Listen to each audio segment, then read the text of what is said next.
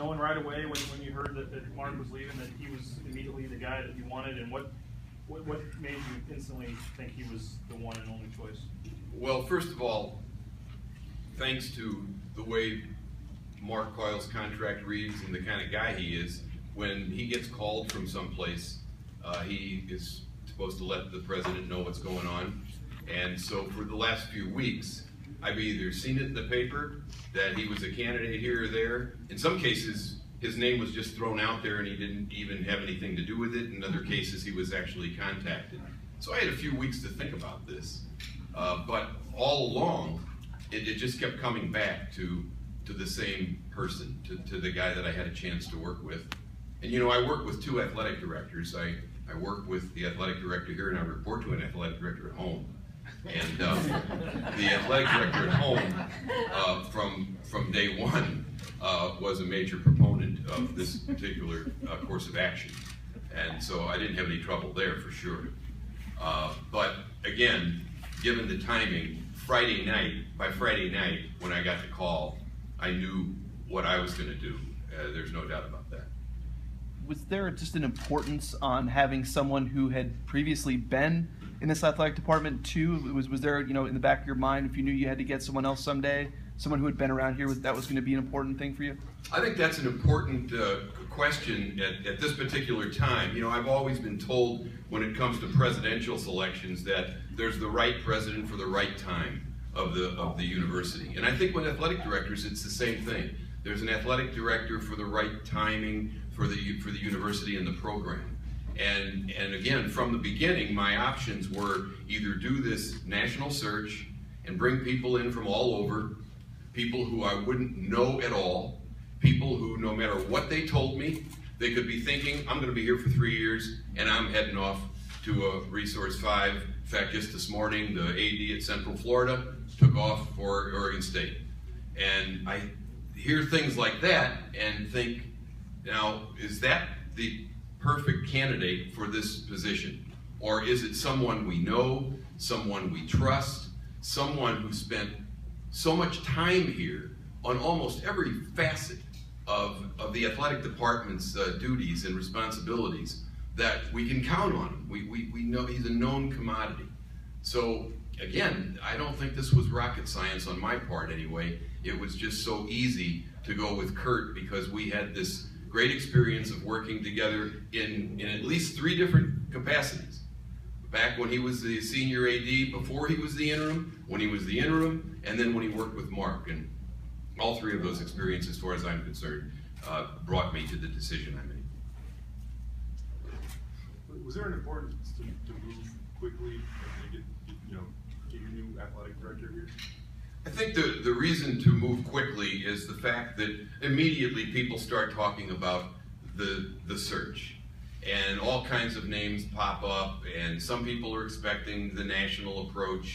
And I just felt it didn't make any sense to take people down some road that we weren't going to go anyway. And the faster we could move, the faster we would get Bronco Nation in support of a guy who so many people knew was perfect for this job. I mean, if you take a look at the crowd assembled here today, I think it's a really great indication of just how much support Curt Apsey and Teresa have in this community. If you read my text and emails in the last 12 to 18 hours, I mean, my gosh, people are just coming in from all over the place saying, that's perfect, that's the guy. And the sooner you can do that and move the program forward, you know, this may be the middle of summer and seem like the lazy, crazy days of summer, but the fact is, for the athletic program, we're gearing up for the fall sports. We're gearing up for August and fundraising and barbecues and whatever. And every day that goes by when you don't have an AD in place, you lose some time. And then there's also the fact that Curt owes the Carroll College folks time, and it's in his contract that he has to give them so many days. And that's another good reason, no matter who you're choosing, to act very quickly given the timing. You mentioned having to go outside the last time when you hired Mark. What did you see during his time as interim AD, and how do you think he handled maybe not getting picked at that point during that whole process? Well, the same way that he handled being a senior associate with Mark Coyle. He was a true professional, and when it comes to that period, I mean, that was a period where probably the greatest challenge we had was conference affiliation, and that was just a nightmare all the way around. And it was just great to have someone who understood the conferences and who knew where we could best leverage Boise State University's power that we had developed over the years. So probably more than anything else, I could see in Curt somebody who could step right in, not lose a beat when it comes to dealing with the conference issue, but also across the board. You know, Curt also had this major responsibility at one point for the football program. And when you take a look at the success of that program, it's not just the winning tradition, it's this incredible academic excellence that the football program has going for it, not to mention all of our sports and the athletic department wide high ratings that we get. Curt was a part of that. So once again, getting somebody who knows the territory, getting someone who's proven himself was really critical in my mind. President, what, as Curt takes over the helm, what do you think his biggest challenge will be for the athletic department? Well, I think probably right now the greatest challenge is fundraising, and the greatest challenge is this cost of attendance issue. There's no doubt that adds significant pressure to our budget. As I said, if you look at all of the Mountain West Conference teams, we receive fewer dollars from student fees and from the university, and that's because there's a cap that the state board imposes on the university as far as what we can spend on athletics. So it forces us to raise the money for this program.